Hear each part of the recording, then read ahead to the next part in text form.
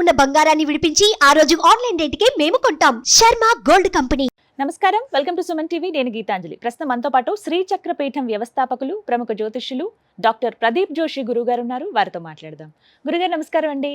శ్రీమాత్రే నమః. వసంత పంచమి, అసలు ఆ రోజు విశిష్టత ఏంటి, ఏమి చేయాలి విధిగా అనేది ముందుగా తెలుసుకోవాలనుకున్నాం. ప్రత్యేకించి ఆ రోజు గురించి వివరించండి. చాలా మంది ఏంటంటే వసంత పంచమి కదా, ఇలాగా అమ్మవారు పూజ చేసుకుంటాం, సరస్వతి అమ్మవారు ఇలా చెబుతూ ఉంటారు. కొంతమంది ఆ రోజు అక్షరాభ్యాసాలు చేస్తూ ఉంటారు. నార్మల్ వాళ్ళు ఎలా పూజ చేసుకోవాలి, ముందుగా ఆ రోజు విశిష్టత చెప్పి ఇవన్నీ కూడా మాట్లాడదాం గురుగారు. శ్రీ గురుభ్యో నమః. శ్రీమాత్రే నమః. మాణిక్య వీణాం ఉబలాలయంతీం మదాలసా మంజుల వాగ్విలాసాం మాహేంద్ర నీరద్యుతి కోమలాంగీం మాతంగ కన్యాం మనసా స్మరామి. చతుర్భుజే చంద్రకళావతంసే కుచోన్నతే కుంకుమరాగశోణి పుండ్రేక్షుపాశాంకుశపుష్పబాణ హస్తే నమస్తే జగదేకమాత. శ్రీమాత్రే నమః. వసంత పంచమి ప్రతి సంవత్సరము దివ్య ముహూర్తాలు అని కొన్ని ఉంటాయి. దివ్య ముహూర్తాలు అంటే వాటికి అల్టిమేట్, ఇంకా వాటికి ఎలాంటి మచ్చ అనేది ఉండదు. ఈ రోజు ఆ పని చేయకూడదు, ఇది చేయకూడదు అనేది ఏమి ఉండదు. కీడు చెడు అలా అంటే కళ్ళు మూసుకొని ముహూర్తం పెట్టుకోవచ్చు అనమాట. అలాంటి ముహూర్తాలు సంవత్సరంలో 3 ఉంటాయి. అందులోపల నంబర్ 1 వసంత పంచమి, తర్వాత అక్షయ తృతీయ, తర్వాత వచ్చేసి ధనత్రయోదశి. ఈ 3 దివ్య ముహూర్తాలు.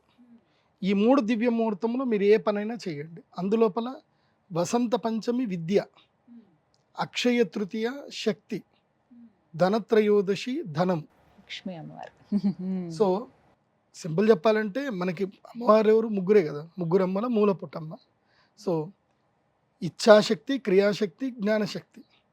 సో ఇచ్ఛాశక్తి సిద్ధి కావాలి అని అంటే ధనత్రయోదశి, క్రియాశక్తి జరగాలి అక్షయ తృతీయ, జ్ఞానశక్తి సిద్ధి కావాలి వసంత పంచమి. సో ఇవి 3 దివ్య ముహూర్తాలు. ఈ వసంత పంచమి సరస్వతీదేవి అమ్మవారు ఆవిర్భవించినటువంటి, అంటే శక్తిగా తాను పూర్తిగా ఆవిర్భవించి లోకానికి జ్ఞానం ప్రసాదించినటువంటి రోజు అని చెప్తారు. అందుకే వసంత పంచమి చాలా అద్భుతమైన రోజు. ఈరోజు ఎవరైనా సరే, ఇప్పుడు చాలామంది ప్రేమికులు ఉంటారు, పెళ్ళి చేసుకుందాం అనుకుంటారు, ఎవరి దగ్గరికి వెళ్ళాలి, ఎప్పుడు అడగాలి, ఏం చేయాలి తెలియదు, పెళ్ళి అయితే చేసుకోవాలని ఉంటుంది. వసంత పంచమి రోజు తాళి కట్టండి, జీవితం బాగుపడుతుంది. ముహూర్తాలతో పని లేదు ఆ రోజు, ఇంకా పని లేదు. వసంత పంచమి రోజు పెళ్లి చేసేసుకోవడమే. ఆ రోజు నాకు జన్మతారానా విపత్తారానా ఏం చూసుకోవాల్సిన అవసరం లేదు. వసంత పంచమి రోజు పెళ్లి చేసుకోవడమే, మధ్యాహ్నం పెళ్లి చేసుకోవడమే, 11 నుంచి 12 గంటల మధ్యలో పెళ్లి చేసుకోవడం అయిపోయి. సో వసంత పంచమి దివ్య ముహూర్తం. ఆ రోజు మనకి చాలా ప్రధానమైనది ఏంటంటే జ్ఞానశక్తి సాధన. ఏమిటి? జ్ఞానశక్తి సాధన. సో ఈ జ్ఞానశక్తి అంటే చాలామంది వసంత పంచమి అక్షరాభ్యాసం అంటారు. అక్షరాభ్యాసం మంచిది. అయితే అక్షరాభ్యాసం అంటే చిన్నపిల్లలకే అనుకుంటారు. అక్షరాభ్యాసం ప్రతి సంవత్సరం చేయాలి మనము. అక్షర అభ్యాసం అది గుర్తుపెట్టుకోవాలి మీరు. అక్షరాభ్యాసం అంటే అక్షరాలు నేర్చుకోవడం అనుకుంటారేమో. అయ్యయ్యో, అక్కడ మీరు పప్పులో కాలేసినట్టే. ఏదో లెటర్స్ రాస్తే లెటర్స్ అభ్యాసం అంటారు, అక్షరాభ్యాసం అంటే కాదు. అక్షర అభ్యాసం. అక్షరము అంటే ఏంది? నాశనం అవ్వడము. అక్షరం ఏదైతే నాశనం అవ్వదో దాన్ని అభ్యాసం చేయాలి. అది శక్తి, జ్ఞానశక్తి. మీరు ఈ సంవత్సరంలో, ఈ జన్మలో మీరు సంపాదించిన డబ్బంతా కూడా పోతుంది. ఎందుకోసం అంటే మనం పోయేటప్పుడు డబ్బు అయితే తీసుకెళ్ళాం కదా, కానీ నీకు మరుజన్మకు కూడా వచ్చేది మాత్రం జ్ఞానం. మరుజన్మకి జ్ఞానం తప్పకుండా వస్తుంది, రాకపోవడం డౌటే లేదు. ఎందుకోసం అంటే ఎన్ని జన్మలు ఎత్తినా సరే సూక్ష్మ శరీరము జ్ఞానంతో క్యారీ ఫార్వర్డ్ అవుతుంది. దాన్ని స్మృతి అంటారు. జ్ఞానం, మెమొరీ పవర్ తప్పకుండా ఫార్వర్డ్ అవుతుంది. ఎన్ని శరీరాలు ఎత్తినా మెమొరీ పవర్ వెళ్తుంది. అందుకే ఇప్పుడు మనం ఒక స్కూల్లో ఎగ్జాంపుల్ చూస్తే, ఒక స్కూల్లో ఒకే టైం పీరియడ్లో అందరూ స్టూడెంట్స్ జాయిన్ అవుతారు, కానీ అందరికీ టీచర్ చెప్పే లెసన్ అర్థమవుతుంది అంటే కాదు, కొంతమందికే అర్థమవుతుంది. అందులోపల కొంతమంది పిల్లలు జీనియస్లు ఉంటారు. ఎందుకు జీనియస్లు ఉన్నారు అంటే వాడికి పూర్వజన్మ జ్ఞానం ఉంది కాబట్టి తొందరగా ఏదైతే కనుక తొందరగా గ్రాప్ చేసుకుంటారు. కాబట్టి పూర్వజన్మ జ్ఞానం ఉంది అంటే అది జ్ఞాన సిద్ధి కలగడం. అందుకే ప్రతి వసంత పంచమి రోజున ప్రతి ఒక్కరు కూడా రాజశ్యామల దేవి అమ్మవారు, మాతంగి అమ్మవారి యొక్క ధ్యానం చేయవలసిందే. మాతంగి అమ్మవారి యొక్క పూజ చేయకుండా, రాజశ్యామలాదేవి అనుగ్రహం లేకపోకుండా జ్ఞానసిద్ధి పూర్తిగా కలగదు. శ్రీ విద్య స్టార్ట్ చేసుకోవాలి అన్న, అంటే శ్రీ విద్య ఉపాసన అంటే అమ్మవారి యొక్క శ్రీచక్ర తత్వాన్ని అర్థం చేసుకోవాలి అన్న వసంత పంచమి దివ్యమైనటువంటి రోజు. ముఖ్యంగా జీవితంలో ఎదగాలి, ఆకర్షణ యోగ సిద్ధి కలగాలి, రాజకీయ యోగ సిద్ధి కలగాలి, జీవితంలో అనుకున్న రాజయోగాలన్నీ సిద్ధించాలి అంటే ఏం కావాలి అని అంటే రాజశ్యామలాదేవి మాతంగి అమ్మవారి అనుగ్రహం కావాలి. ఆ అమ్మవారి సరస్వతీదేవి అమ్మవారు వసంత పంచమి రోజున రాజశ్యామల యాగం తప్పకుండా చేసుకోవాలి. ఆ రోజు అక్షరాభ్యాసము చేయాలి. ఇప్పుడు నీ అక్షరాభ్యాసం అయిపోయింది, నాకు 30 ఏళ్ళు అండి, నేనేం అక్షరాభ్యాసం చేస్తాను అంటే లేదు, వసంత పంచమి రోజు రావాలి, రాజశ్యామల యాగం చేయాలి, ఆ మూల బీజాక్షర మంత్రం చదవాలి. అక్షర అభ్యాసం అంటే నాశనము కానటువంటి శక్తిని సంపాదించుకునే అభ్యాసం, అది అక్షరాభ్యాసం. అందరికీ అవసరం అండి, అందరికీ అవసరం. ఈ 3 సంవత్సరంలో ఈ 3 దివ్య ముహూర్తాలు మీరు పూజలు చేసుకోండి, తర్వాత గ్రహణం రోజు పూజలు చేసుకోండి. మీ జీవితంలో మీకు అన్నీ ఆటోమేటిక్గా జరిగిపోతాయి అంతే. ఏ విపత్తు వచ్చినా అక్కడి నుంచి అటు కొట్టుకెళ్ళిపోతుంది. సంపత్తు ఏదైనా రావాలనుకుంటే గట్టిగా ఆకర్షింపబడుతుంది సంపత్తు కూడా. అందుకే వసంత పంచమి చాలా కీలకమైంది. ఆ రోజు చిన్నపిల్లలకి అక్షరాభ్యాసం చేస్తారు. నేను అక్షరాభ్యాసం చేసే దగ్గరికి వెళ్ళి చూశాను. నేను ఎంత దారుణంగా తోసేస్తారు అంటే వాళ్ళకి కూర్చోబెట్టినవారు, వాళ్ళు జరగండి జరగండి జరగండి అంటారు, ఇది రాసేసండి వెళ్ళిపోండి అని అంటారు. అలా చేసుకుంటే ఏం తృప్తి ఉంటుంది చెప్పండి. అందుకే మా శ్రీచక్ర పీఠంలో మీరు అక్షరాభ్యాసానికి వస్తే చక్కగా మీరు కూర్చుంటారు, మీ పిల్లల్ని మీ ఒళ్ళో కూర్చోబెట్టుకుంటారు, పలక ఇస్తాము, మండపం ఇస్తాము, అన్నీ చేసి చక్కగా మంత్రం చదివిస్తాము.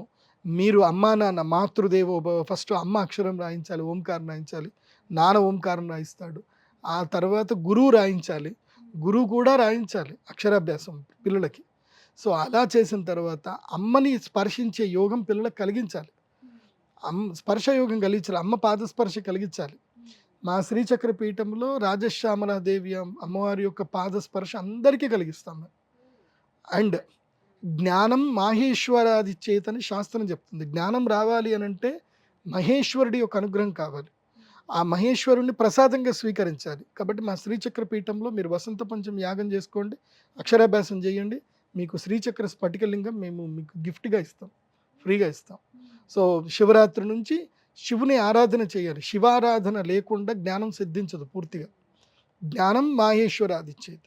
శ్రీ విద్య ఉపాసన రావాలన్నా శివుడే కావాలి, లక్ష్మీ అనుగ్రహం కావాలన్నా శివుడే, ఏ అనుగ్రహం కావాలన్నా శివతత్వం శివశక్తి అనుగ్రహం కావాలి. కాబట్టి శ్రీచక్ర స్ఫటికలింగం మేము ఇస్తాం తప్పకుండా. వసంత పంచమి రోజు చాలా కీలకమైనది ఏంటంటే అమ్మవారికి విశేషమైనటువంటి మేధాసూక్తముతో అభిషేకం చేసినటువంటి తేనెతో, ఆ తేనెని తమలపాకుకి అద్ది మంత్రముతో అద్ది గురువు మూలకంగా తమలపాకు ప్రసాదంగా స్వీకరించాలి. అన్ని దేవాలయాల్లో ఇవ్వరు, ఇస్తే మంచిది. మా దేవాలయంలో మేము తప్పకుండా ఇస్తాం, ఆ ప్రసాదాన్ని స్వీకరించాలి. ఇంకోటి చాలా ప్రధానమైనది, శ్యామలా దండకము యొక్క మొట్టమొదటి మంగళాచరణ శ్లోకము గురూపదేశంగా స్వీకరించాలి. ఏ పిల్లలైతే గనక శ్యామలా దండకము 3 ఏళ్లలో కంఠస్థం చేసేస్తారో వాళ్ళ జీవితంలో ఏ జ్యోతిష్ శాస్త్ర పండితుడి దగ్గరికి వెళ్ళాల్సిన అవసరం ఉండదు. ఇంకా నా బిజినెస్ నేనే చెప్తున్నా, నా దగ్గరికి రావద్దని నేనే చెప్తున్నా.